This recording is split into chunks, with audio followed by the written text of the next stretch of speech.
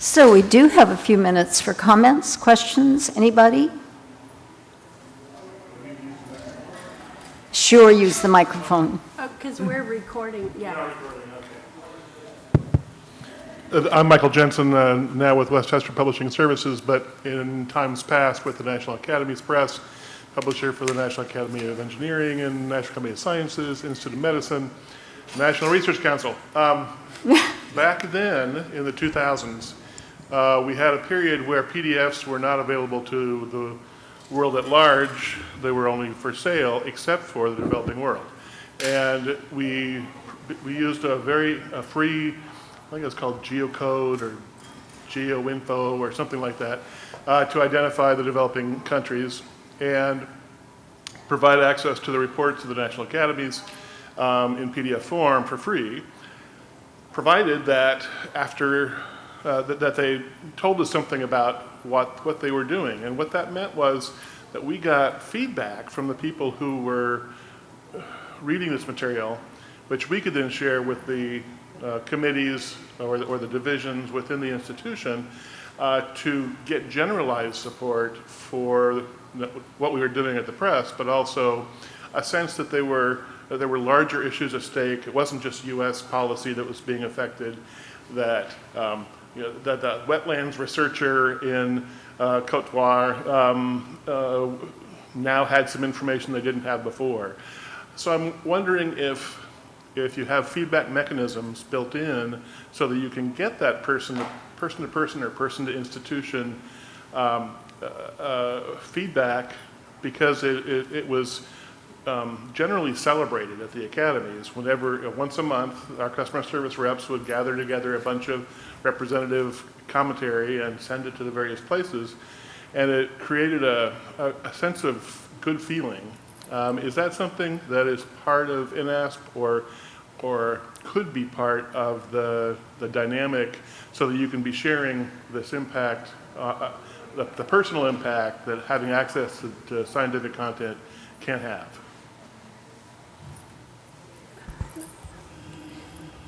I think that's a pretty interesting approach. One of the reasons that I've looked repeatedly at the usage data, and I go down to the article level to see exactly what articles are being used, is because I wanted to see a story like that.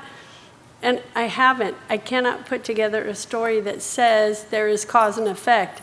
And that's why I came back to the fact that they're doing the same things all of our customers do. I cannot prove that the Africans are doing anything different, which is a good story in and of itself. I mean, they're just using databases like normal people because they are normal people. And isn't that really the point? I do want to just say a word. Muse journal articles are available in HTML and PDF. PDFs are really slow if you have low bandwidth, HTML very fast. And so people with low bandwidth from around the world have said they appreciate the HTML option. Yeah. Oh, hi, Wayne Madison, Cold Spring Harbor Lab. Great effort. I had a technical question. Kind of, you mentioned the tokens, the IP access, and the username password.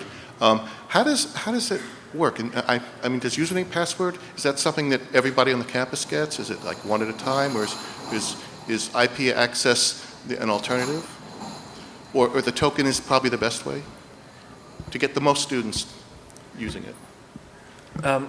So I would say the best way is the way that we know how to, the way we treat institutions right now. So we use the Google thing, and we have our IP addresses registered with them. So if you're on a campus here in this country, it's just sort of seamless, and they show you that. And that's really the aim, right? Is to deliver seamless access in the kind of industry standard way that we treat institutions.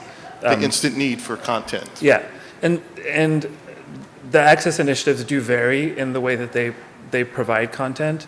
As I said, INASP, our partnerships through INASP, we register IP addresses for institutions.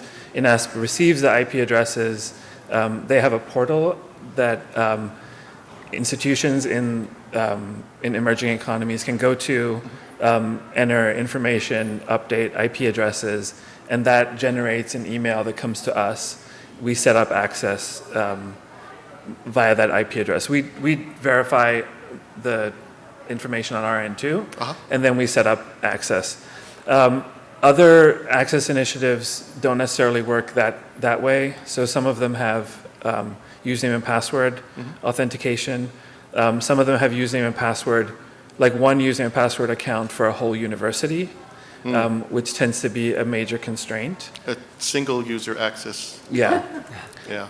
And if you're thinking of, a large university that has 20,000 students, how do you control that password? How do you responsibly distribute it? Or biology class with 30 students have a final coming up in 2 days. Yeah, or if it ends up in the hands of the wrong person, maybe they wouldn't want to share it. They think of it as kind of having power by having control. So that's why I said that we really support the in-ask model and the way that they deliver content. That's great. Thank you. Thank you.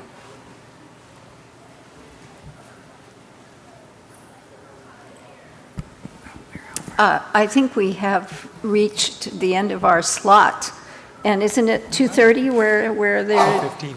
Pardon? No, where the final plenary is Yeah. at 2:30. So we have to release you, but you know who we are, so please be in touch.